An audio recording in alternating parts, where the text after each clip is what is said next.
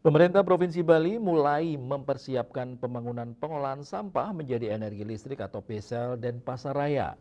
Proyek strategis penanganan sampah ini ditargetkan rampung akhir tahun 2027 dan mampu mengolah hingga 1.200 ton sampah per hari.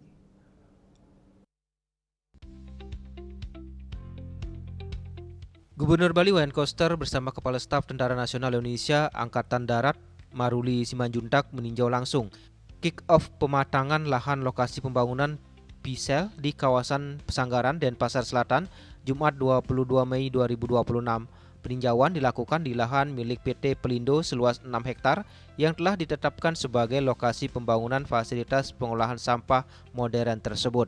Gubernur Koster menyampaikan pembangunan Pisel menjadi solusi jangka panjang penanganan sampah di Bali, terutama setelah kapasitas TPA Sung semakin kritis dan muncul penumpukan sampah di sejumlah wilayah seperti Denpasar dan Badung. Proyek Pisel Denpasar Raya saat ini telah memasuki tahap persiapan pembangunan dan diproses oleh Danantara. Groundbreaking proyek dijadwalkan berlangsung pada 8 Juli 2026 mendatang. Selain pembangunan Pisel, pemerintah juga terus memperkuat pengelolaan sampah berbasis sumber melalui TPS 3R, TPST, dan pemilahan sampah rumah tangga. Pemerintah menargetkan persoalan sampah di Denpasar dan Badung dapat tertangani lebih optimal pada tahun 2028.